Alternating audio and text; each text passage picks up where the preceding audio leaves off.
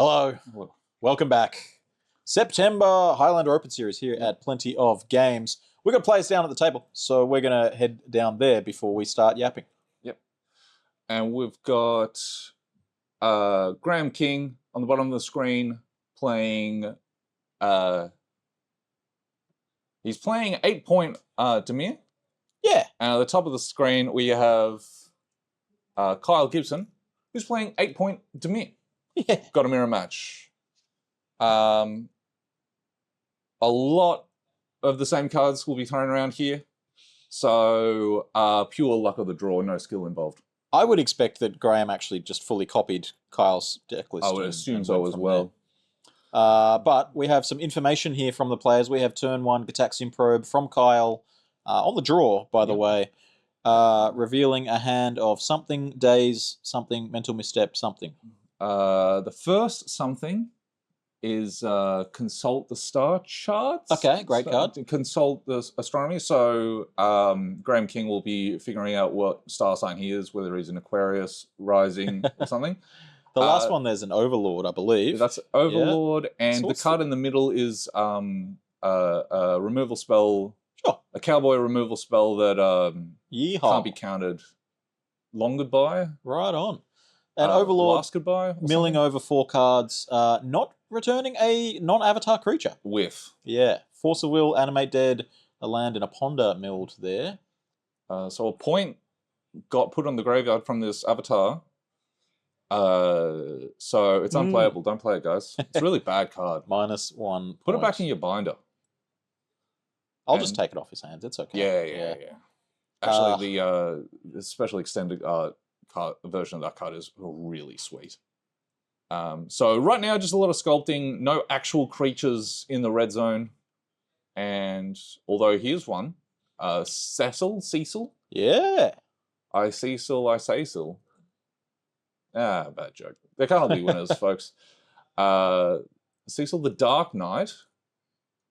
That's what he is for now, anyway. He may transform. Might have a redemption arc. You never know. Yeah, and you have to play Final Fantasy IV and let me know. Yeah, I don't know anything about the lore of Final Fantasy.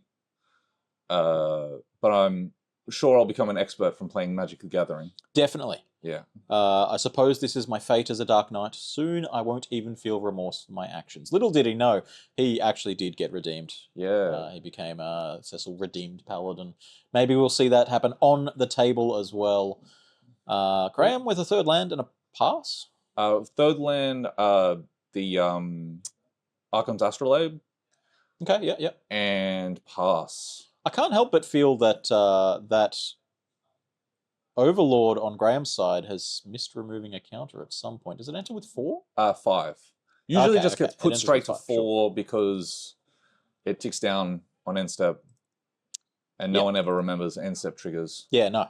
So they just go ahead and shortcut it down to 4. It's so strange because like every other card like this, like we've had multiple mechanics like this before: vanishing and fading and suspend. Yeah. You know, time-based things that happen in your upkeep. Yeah.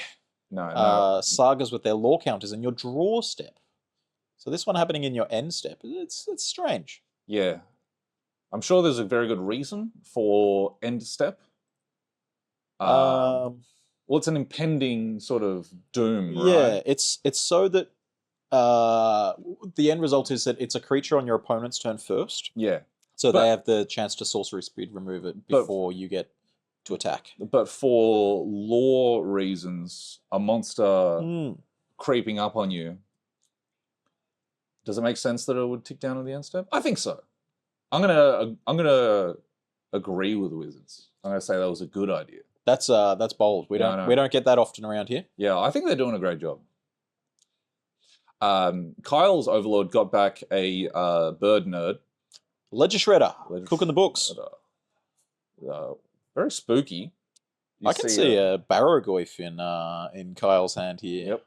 Granted, your opponent has 3 open mana and a daze that you know about and a removal spell, but like... Yeah.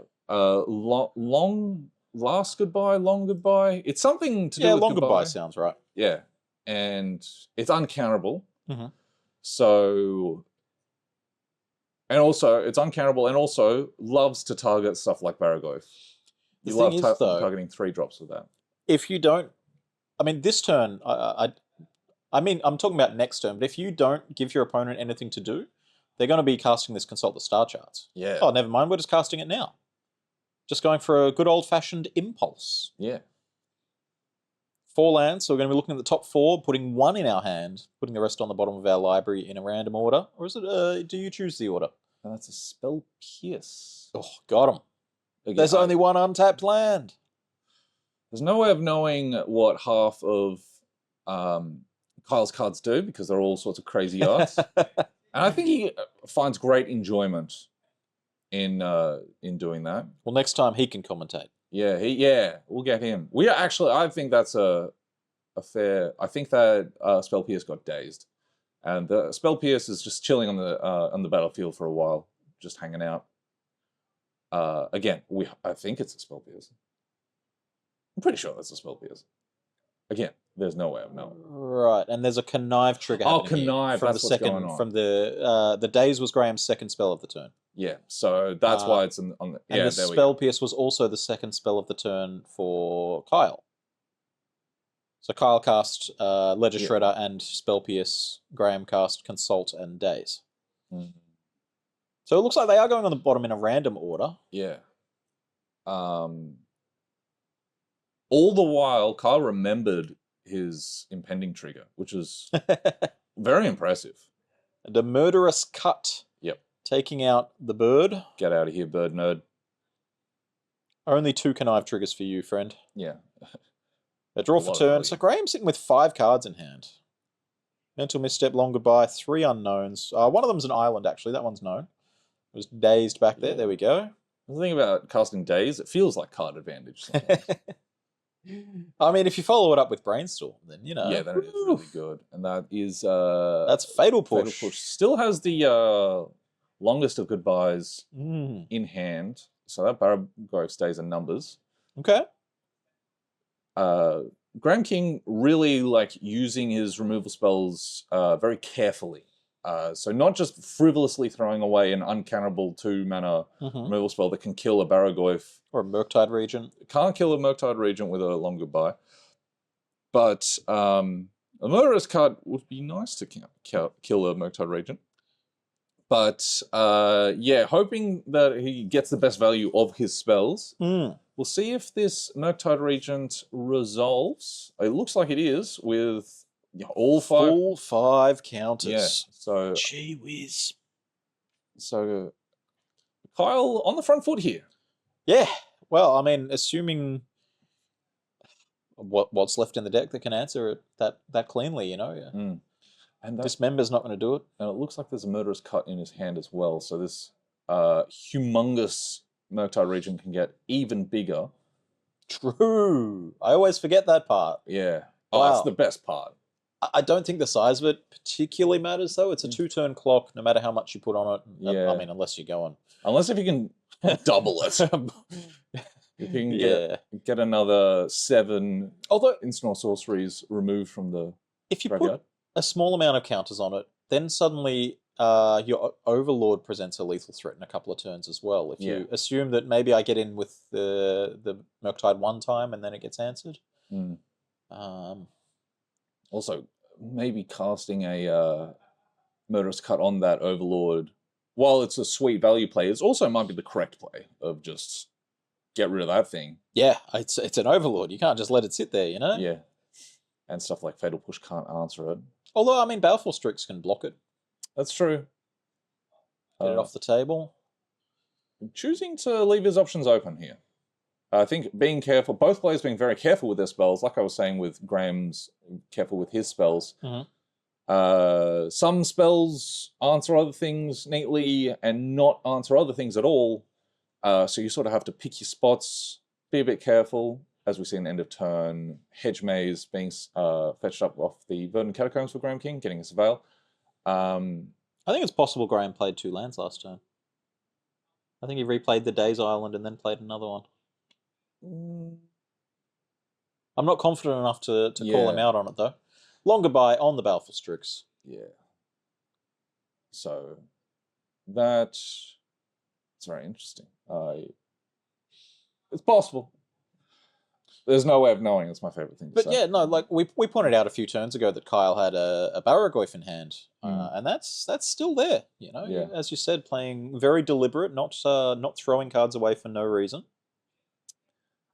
Wanting to get the most efficiency out of these spells, which is super important in these 8-point decks because you know, on average you are missing a key land or something like that. Granted, you have one more powerful card to make up for it, but you've really got to play it tight. Yeah, you don't have the benefit of your life total is very much in pressure because you're got less painless lands to fetch up. So you have to, that life total as a resource gets used up a bit. As we see, Murderous card delving some stuff away. I think you're delving all the full 4. And I don't know, it looks like only one instant/sorcery is getting removed. That looks like a Doughty Voidwalker, Balfour Strix, Cecil, and a land. No instant sorceries. Well, the dice didn't go up, so either it's a missed trigger or... we've got a Miracle Dig Through Time here. Yep. How was that noted on the top? Or is this just a incredible reaction speed? A Surveil. Surveil land, yeah, you're right, yep. So instead of drawing 1 for turn, we're going to pay 2 and draw 2 for turn out of the top 7 of our library. And we're going to concede. Yeah, nothing in there. All right. So, Kyle got on the board first, first things to stick, and was rewarded by winning. You know what I'm going to do here? I'm going to open 1 deck list, not 2. Yeah, that's wise. I'll pull up the other one then for you. Don't worry. So let's have a look at Graham King's deck lists.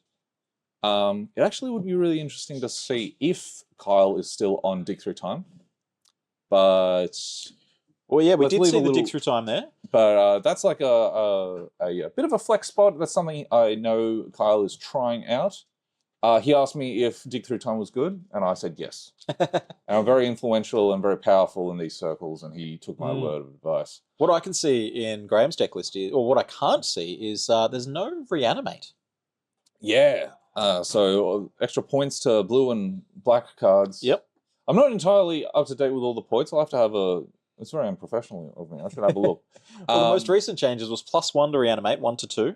Yeah. +1 to Frog, 1 to 2. So what I think Graham's done is eschewed Reanimate and just kept the Frog. Yeah. Playing Animate Dead instead. I believe that's what Kyle's done as well. And +1 Tinker from 1 to 2, which is not in either of these decks. Both players had to cut Tinker from their decks.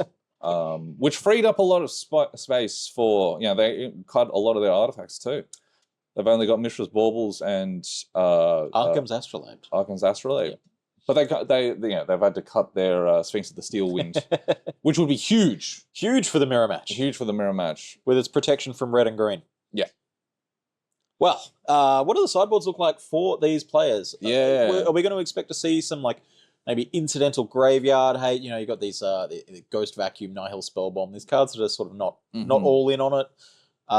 Maybe something like a Hull Breacher Opposition Agent, some flash threats for the control matchup. Flash threats seem good. The Nihil Spellbomb, in terms of graveyard hate, that's one of them.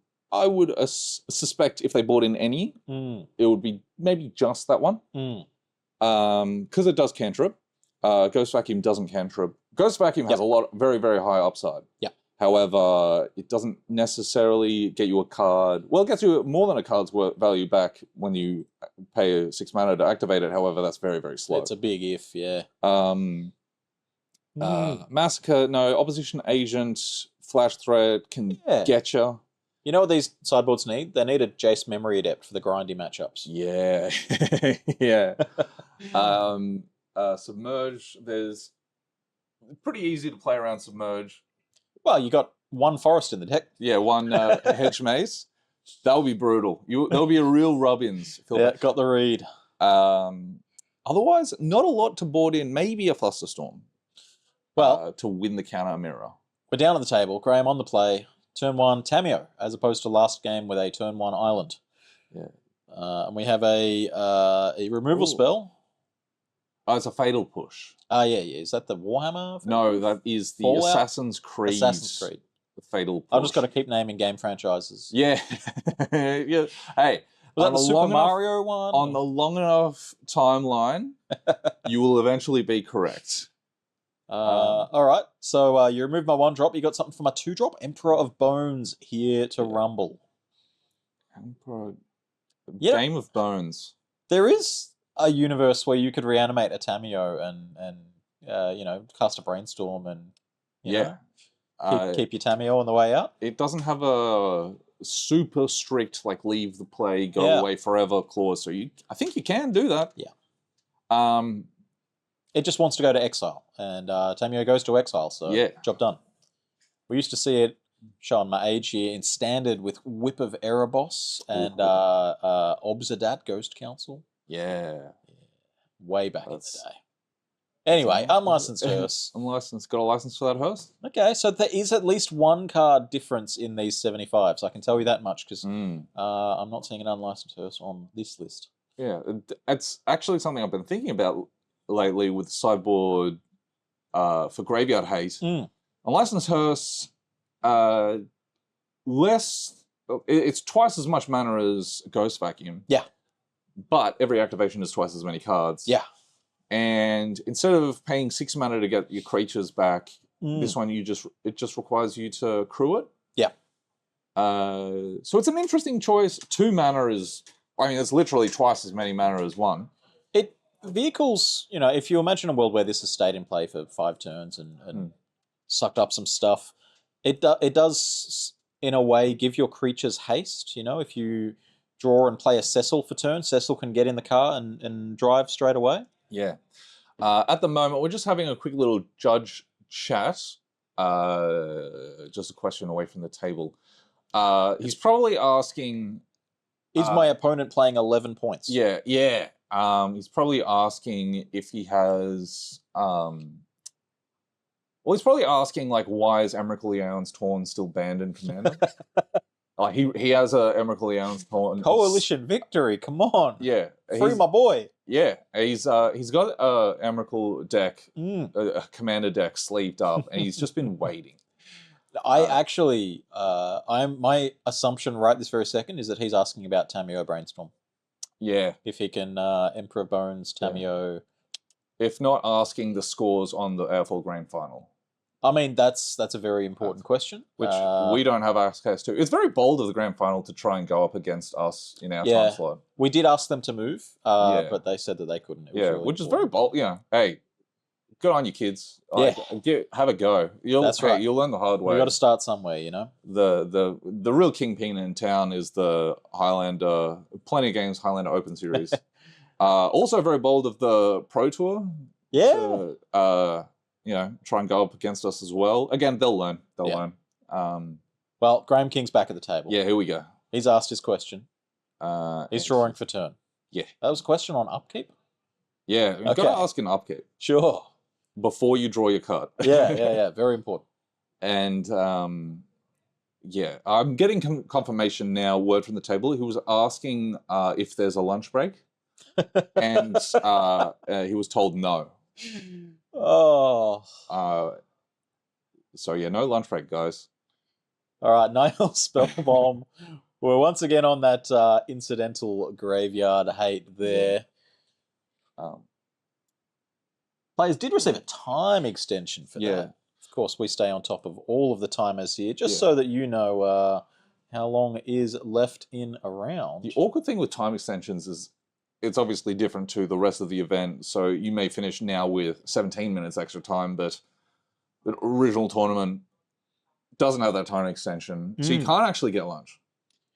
Yeah. Which I'm getting word now, Graham's furious. Trying to find time for lunch in a tournament like this is a skill. Today's easy mode. This is only 5 rounds. But if you're going to, let's say a regional championship, a command fest, maybe if there was a spotlight series announced in Australia, Brisbane, August 28th to 30th next year, you're in for 10 rounds. Yeah. Sometimes with the big events, they have a lunch break. Yeah. But also the real techie play is to dodge the lunch break and maybe a round earlier get lunch set up because You're then going up against, as we see, a Spell Pierce on Inquisition of Kozilek. That's an Inquisition, okay. Yeah, you want to beat all the other Magic players to the lunch spots. It's true. Yeah. So if you can go around earlier, basically, like getting a lunch is very techy. If you can pack something beforehand, that's good. But then you've got to cut lunch, and then it's like you feel like a primary school student all over again, and that's not fun. You know what my strategy is for lunch at large events like that? What is that? I'm on staff. I just get a lunch break. Ah, that's wise. It's good. Yeah, I either go too long and I'm starving, and I'm like, there's some point in the day where I'm like, I'm in trouble now. You just realize your blood sugar is not where it should be. I've made a mistake, or I get too big of a lunch, and then after the lunch break, I don't win any more matches. You realize that your blood sugar is just not where it should be. It's something I've never had to think about too much, but I'm older now, and I'm like, exactly right. Now I'm in my 30s, I have to watch what I put in my body. We're not young, spry 17-year-olds. Yeah. I say I have to watch what I put in my body, but like I don't. It's like I'm aware I should do it, but I still don't. As we see a Misty Rainforest, Kraken Fetch, maybe some action. He can't get an Underground Sea. That's true. Ooh. Mystic Sanctuary. Mystic Sanctuary. Preordained, Inquisition. It's for one of those two. One Spellbomb in response. That'll prompt the Spellbomb in response. Yeah, get him out of here. All right, sure. So that once was a point. Now it's just a card. Some people aren't even playing anymore. People are cutting Mystic Sanctuary from their Grixis lists. It's a cost in a 3-color list for sure. Yeah. 2-color, it's Easy. you should be playing it. Yeah. I mean, we've got these decks that are there's some amount of non-basic land hate in them. Harbinger of the Seas and Harbinger of the Seas. Back to Basics. But like, maybe in the blue-red Blood Moon deck we saw on the stream in round 1, maybe that deck doesn't want it because it could run 4 non-basic hate cards if it really wanted to. And at that point, maybe it is a liability. Yeah, and Harbinger of the Seas doesn't really. It's sort of a funny one because it just turns it into a it just turns it off. It stops the trigger. Yeah, there's no, it doesn't make the land not function. It just, As we'll see, a Murderous Cut. Murderous card. They've murdered the Emperor. Filtering black mana through the Arcum's Astrolabe. That's why they play it. Yeah. What a sweet card, though. Yeah. Big fan. When it's used like this, in a 2-color deck to make your mana a bit more smooth, that's when I was like, this is cool. When, cool card. When in Legacy and in Modern, you could play 4-color. Yeah, alongside your Omnaths. Yeah. Ugh. You were playing 4-color and you could beat Blood Moon. That was a bit. Yep. And you could use your Teferi to bounce it. Oh. You could Oko, turn it into I suppose you could like Fear of Isolation it, right? How cool would that be? Fear of yeah. Nurturing Pixie, my Arcum's Astrolabe. Let's go! Yeah, that's... I mean, you got me excited. I've solved the format. I'm looking for a reason to try and port Pixie into... I love the card this town ain't big enough. Yeah, I don't know how good it is. Yeah. Like, bouncing a Traxxer is, like, very medium. Sword Scour myself into your onboard unlicensed Hearse. Yeah. They're going to get in the car as well. Yeah. But that was in response to a Dalthy Voidwalker, because you're not going to get anything else in the graveyard forever. And Graham very politely giving Kyle an opportunity to grow the unlicensed Hearse. Yep. It was very polite of him. They're on the same team. Yeah. They're not, but, He's basically very much an awkward spot. And all of his graveyard is very much taxed. Yeah. Although you don't want to thought scale yourself and then give your opponent That's true, whatever you flip over, yeah. And then at that point, you're going to thought scale your opponent? Yeah, that also feels bad. I mean, that still grows the Hearse. Yeah. The Hearse, it's got no license, and it's just getting bigger. Yeah. All right, so Lorien revealed, cycled, got an Undercity Sewers, came into play, looked at the top card, that was a Prismatic Vista, +1 to the graveyard for that one. The Prismatic Vista is pretty handy because Graham doesn't have double blue. It just gives the Dalthy a land there. Here you go, mate. Yeah, you can have that. Hold this for me, would you? She-Oldred! Yeah, if this resolves, this changes everything. What a moniker to have. The Apocalypse.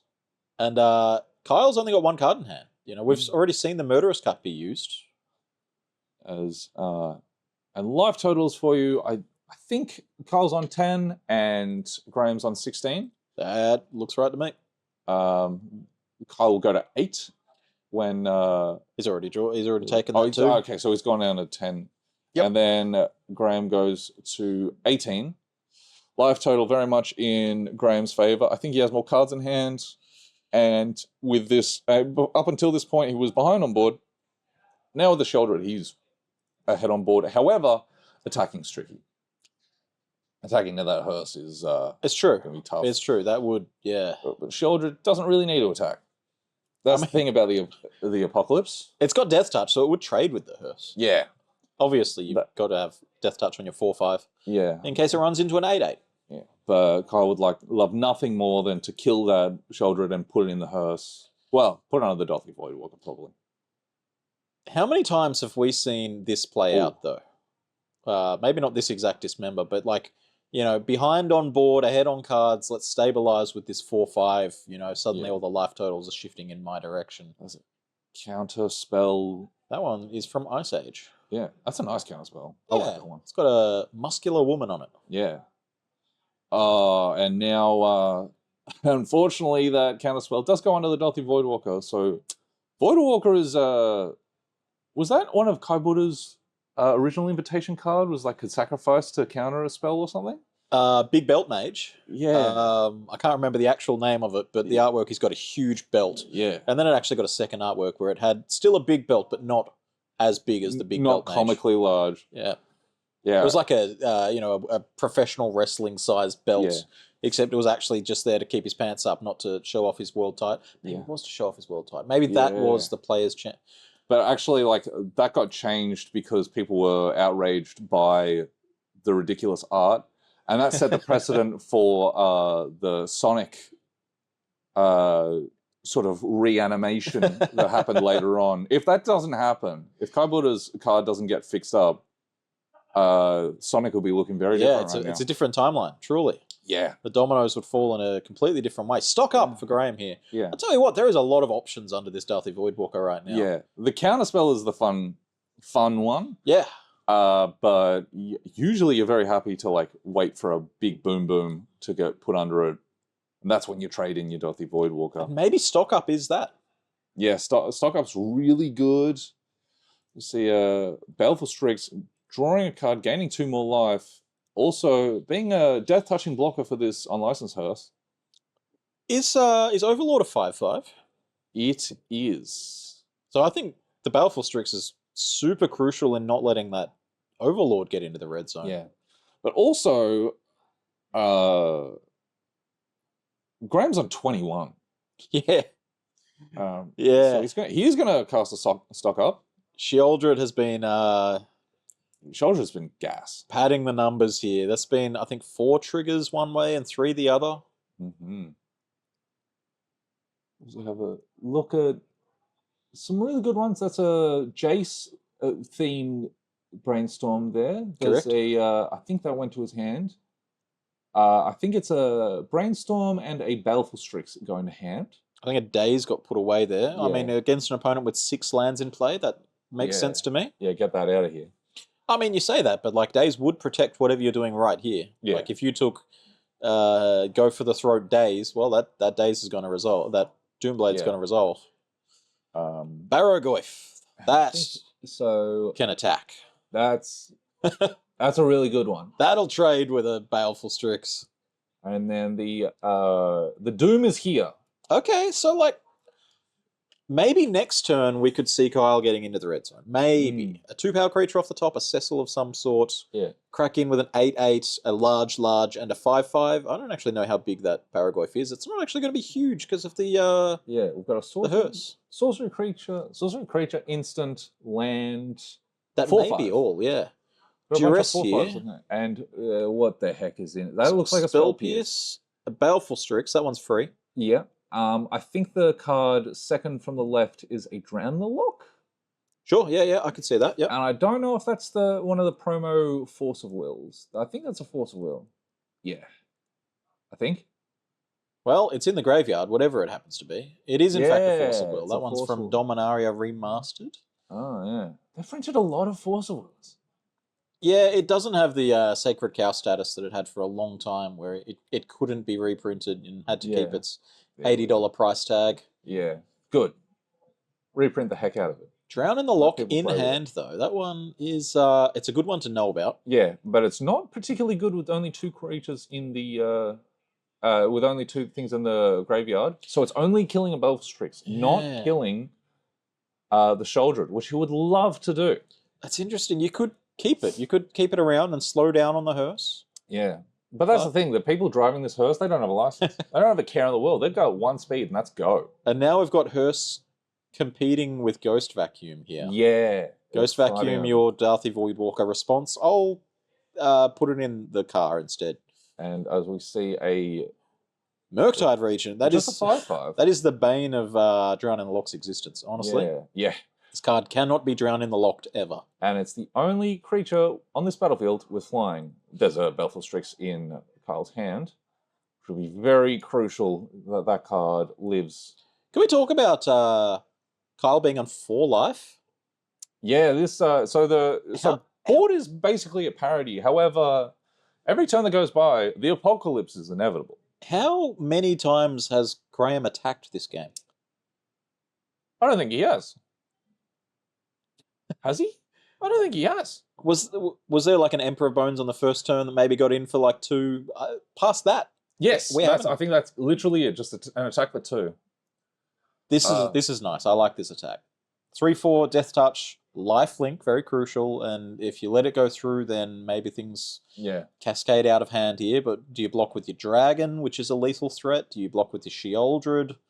I think Kyle is over the moon to trade with either one of these creatures, and he's probably happy as Larry to get a card from the deals damage trigger as well. So this is a very good attack. It does mean that Darthy Voidwalker can't, be back on blocks. That's the only downside to this, but getting now a deals combat trigger, getting a flyer, which is huge. So he only has 2. It does connect, and that means that he's on 7, but that is still a lethal attack from Smirktide Regent plus Sheoldred combination, left-right. And also interesting, like going Ledger Shredder, the Bird Nerd, into Belfstrix would be drawing 2 cards. One draw from the Belfstrix and one connive. So he's opting to go other way around and play the Belfstrix first, and then maybe play a 3-drop stock up. Okay, that one doesn't draw any cards. Yeah. It just puts 2 of them in your hand. Land, Frog, Bauble, Borrower. Is that an Archmage's Charm? No, that's a Nether Goyf. Goyf your nethers.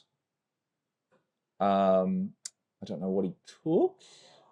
Nether Goyf would be exactly as big as the Barragoyf. Yeah. Not often that that's true, but when there's only one graveyard in play. Yeah, it makes and it there very, is the Nethergoyf. So maybe very easy to work it all out. 1 mana 4/5. Pointed. It's already pointed. Yeah, I think he needs more points. Perhaps that's the replacement for Reanimate for Kyle here. No, the replacement was just the extra point on.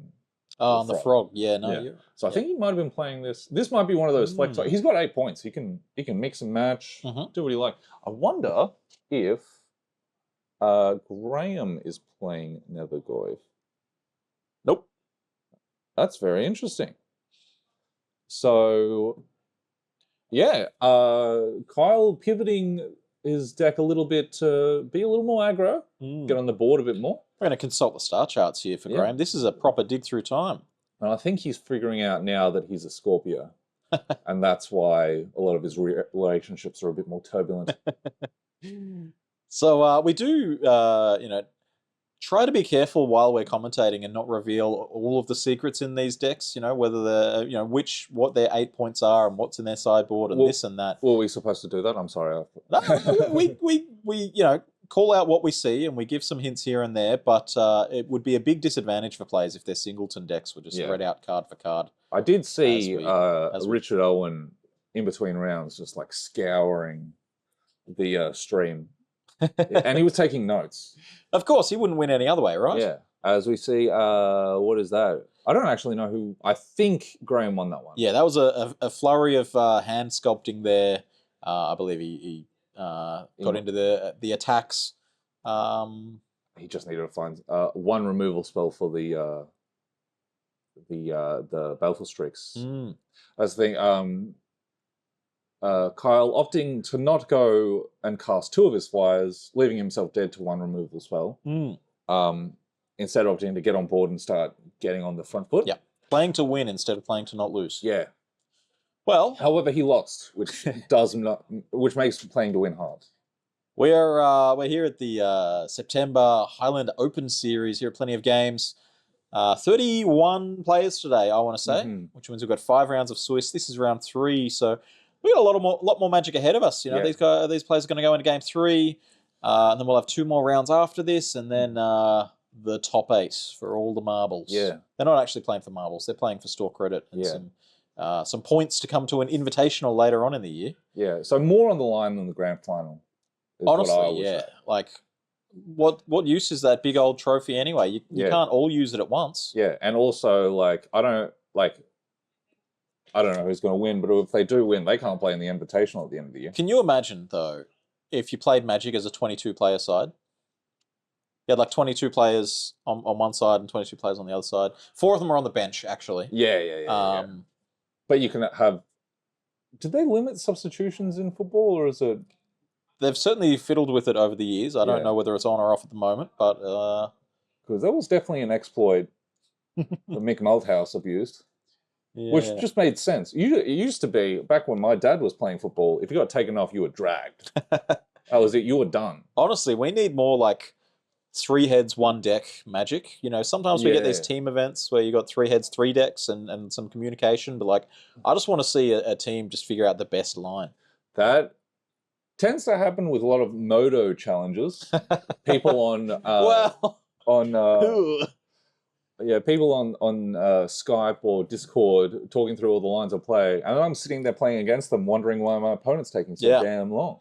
Yeah, you brought 1 person to a 1-player tournament. Yeah, you fool. Which actually, I choose to believe that every one of my opponents has a team of Magic Gathering masterminds working out how to beat me, which makes me feel better when I lose, and even better when I win. Kyle with the turn 1 preordain. I don't know what that card says, but it's preordain. I think it's preordain. Yeah. And Graham with a duress revealing Days, Island, Marsh Flats, Brazen Borrower, something. It's even the dual decks Days. That's disrespectful, honestly. Honestly, you meet Kyle, he's a lovely bloke, and he goes and does stuff like this. I used to have a lot of respect for Kyle. Yeah. The thing is, you, by all means, play whatever cards you can. Nowadays, there are so many different versions. It used to be, you wanted to... it was beneficial for you, but, honestly, it was good to have, all the same. And now it's, pretty hard to keep it on. But Kyle can do better. Honestly, once we finish this match, I'm going to walk out there and buy a Days and give it to Kyle. Yeah. It'll be a better artwork. But then I'll, charge him for it later. But basically, go to the counter. Hey, can you put this on Kyle's tab, please? Yeah. I don't want to besmirch anyone that is playing a dual deck Days. By all means. I will. However, Kyle shouldn't do it. All right. Well, the unknown card was a Thought Scour, obviously, and Graham firing back with the Thought Scour of his own. Yeah. Look at Graham's cards. They're all the third. Well, this is the second time. But I know exactly what that is. That's a Ponder. Yeah, you can see 3 objects there and one of them being selected. Yeah. You can't see them being shuffled, but alas. Yeah. Are you a Merfolk Ponder kind of guy or a 3 Moons Ponder kind of guy? I bought a nice shiny Merfolk Ponder. Unfortunately, that set is prone to getting a little bit bent over the years. Yeah. Looking like a Pringle. So we do have a opposition agent in the end step here, and Graham firing off a Dismember. Get that off the table. I don't want any of that. A new Phyrexia Dismember. Bang. I knew exactly what it was. Easy peasy. Kyle's got the FNM one, which is also quite nice. Cool. A Deathrite Shaman for Graham here. Yeah. Kyle with 4th land go. And that is with Deathrite. You doing something end step? Are we go with a card? No one. Oh, see, there's only one version of that, so you had to play it. Beauty. All right. Drawing a card. And what's this? What the heck is that card, Kyle? Oh, it's a counterspell, I believe. Getting spell pierced. We know that's a card to spell pierced, don't we? Yeah, but Kyle. it can't have been a counter spell because there wasn't none other than the counter. Okay. I think the cycle was in response to the Deathrite Shaman. But it's very hard to say. Regardless, whatever happened, Kyle got his stuff counted. We're cooking books, we're shredding ledgers, and we are petty thefting. Or petty thefting, or we're gonna getting force of will, exiling Brazen Borrower. Now this and the spiciest art in Graham's deck is that Brazen Borrower. Yeah, the storybook Brazen Borrower. Very nice. I'll stop with it. I mean, here's the thing: Kyle played the vanilla Brazen Borrower. Yeah, and Graham's got the fancy artwork. So you know. Oh, and that Clean Dust getting exiled. Actually, a very good target for Deathrite Shaman. Yeah, I mean, if everything else is equal, this card has flashback in some variety, so get that off the table. And an Overlord coming down. Yeah. 1, 2, 3, 4. That's going to be a Baleful Strix and 3 lands, and it's returning the Paragoyf. How did that get there? That must have been Thought Scoured. Baza. All right, big dog. I think that would have been Thought Scoured way early on in the game. Ponder. This is the objectively wrong Ponder to play, though. Yeah. Yeah. Like, we can argue about 3 moons versus Merfolk. Yeah. But this is 1 moon. Yeah, 1 moon. That's... Yeah. I mean, come on, man. The Ponder's seeing a land, I believe that was a Force of Will. He's choosing not to shuffle. Maybe he doesn't know he can. There's no writing on the card. Oh, it's a Kaizo! Ninja! Oh, surprise! Like, this card is really, really impressed me. It's powerful enough to make your opponent slam the table in response to it. Yeah. That's the thing. Like, it gets around to Fairy. All right, so Surveilling 2, drawing a card. It's here. It's a problem. Deathrite Shaman's not enough to get this Kaito off the table. Mm. We're going to need more power. And that Overlord can't attack or block at the moment. Not for a long time, yeah. Baragoyf. Bazaar. That resolves. Perfectly getting around this daze. You can't play 2 dazes. As we down tick, and Kyle has a look through his graveyard to... Oh, we're working out how big Bazaar is. There's a lot of cards there. I'm assuming 4. Okay, 5 is 5. But chances are bigger than Kaito. Yeah. But land, sorcerer, instant creature. There must be an artifact hiding around somewhere. And so a long goodbye. And that's going to kill the Bazaar. And we're going to connive. And Kaito's got free reign again. Yeah, well, yeah, it can be chumped, but yeah. And the Kaito is just so awesome in the exact mirror, but also like up against Grixis, up against any sort of controlling decks. Anytime you can sneak a creature through and get this bad boy into play, which gets around counter spells, gets around sorcery speed, gets around instant speed removal, which is weirdly rare for a creature to be good against instant speed removal, and it's hard to sorcery speed removal because it's a planeswalker and not a creature. This card's just so impressive. You know what I want to see happen? All right, pipe dream here. Mm-hmm. We're going deep. I want to see a Kaito get Deadpooled. Just to see the judge malfunction. Oh my goodness. You'd have to flicker the Deadpool. Yeah. Because it'd have to be on your opponent's turn, ephemerate my Deadpool kind of guy. Or like quicken reanimate. Yep. And I'm not going to tell you what happens. I'm not above quicken reanimate. I'm not going to tell you how it works. That's left as an exercise for the viewer. Yeah. Well, it gets all the abilities, right? Call me when it happens. Well, anyway, we got a long goodbye. It was attempted to aim at Kaito, but as you said, he's immune to these sorceries. And also, that had to go on the Ledger Shredder instead. Yeah, long goodbye can't hit 4 drops, can only hit 3 drops, which is very annoying when your opponent plays 3. Yeah, plays 3 mana for it. This is a. I think this is a dig through time. Oh god.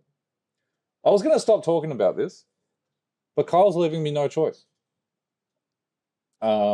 Yeah, it's a dig through time, which is very powerful here. He's got Kaito. Yeah, it's very powerful a lot of the time. Yeah, but also when you're ahead and you're just looking for ways to push through the last 8 points of damage, your opponent has a very powerful 1-pointer creature in play in Deathrat Shaman. However, it can be a bit fragile.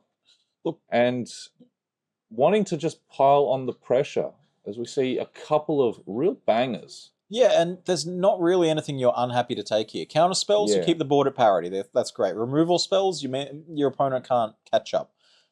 Cantrips to further sculpt your hand, great.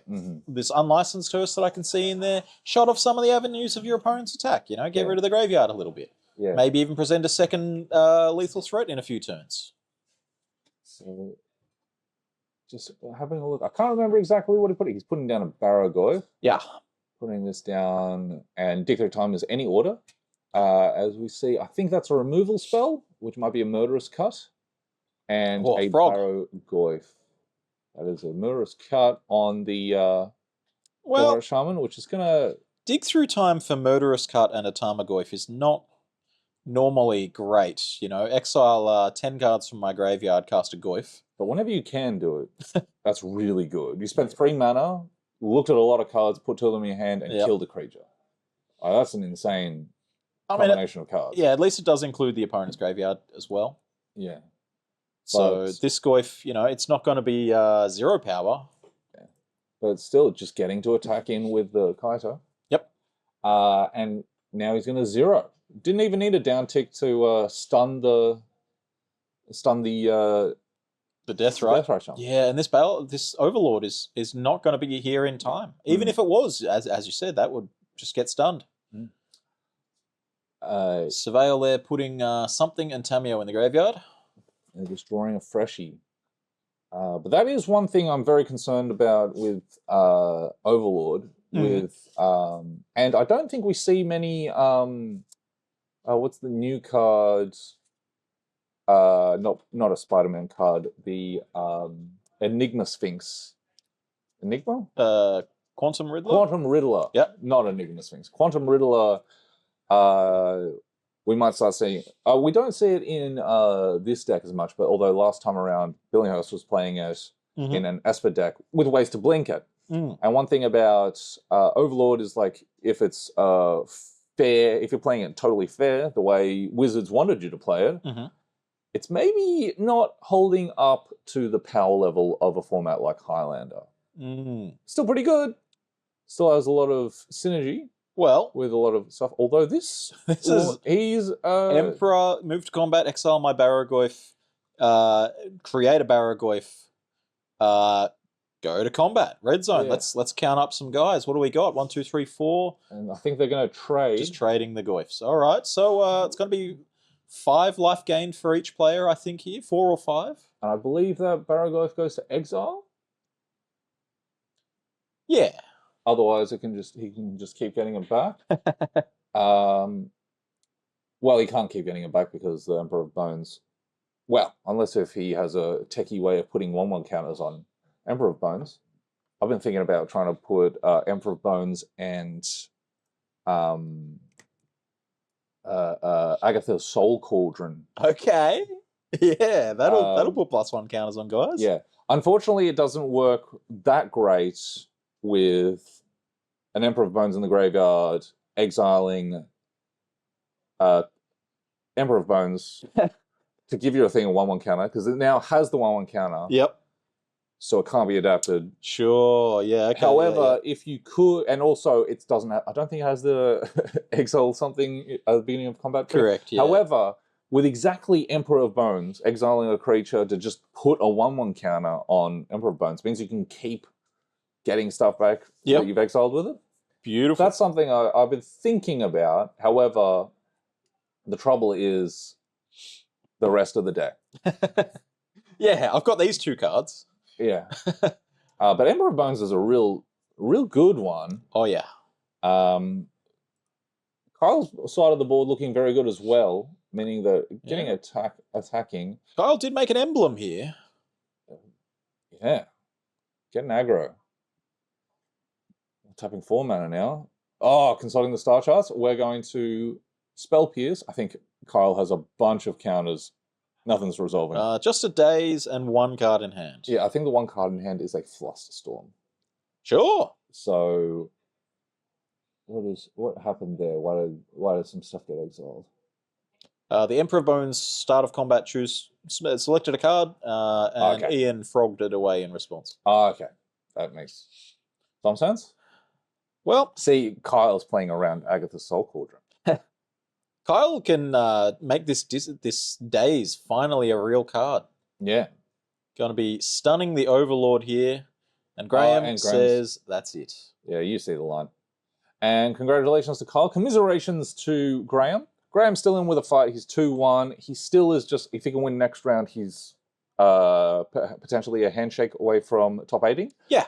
And Kyle is hoping next round he gets fortunate pairing so he can handshake into the top 8. Yeah, I mean, congratulations. That would be great. We were talking before about how to get lunch, and getting a nice, easy, clean draw is a good way to do that. I remember a round 3 that I drew. It was a round 3, but it was a land still mirror, in which case normally game 1 goes to time. Yeah, and we just decided to go get food instead of submitting ourselves to that. I've done the same thing, just in a blue-black control mirror in standard, where it's just like, do you want to just ID? Yeah, save the mental energy. We're going to end up with 1 point each, one way or another. Yep. Let's just get out of here for a while. Well, speaking of getting out of here, we're going to take a quick break. We'll be back with round 4. It'll be Alec and Ian in the booth for you. You got me around for one more. Sorry, guys. I will be talking about Kyle's cards. He won't be in the feature match, but I'll be talking about his cards. Yep. I'm just kidding. I'll move on. All right. We'll see you soon for round 4. See ya.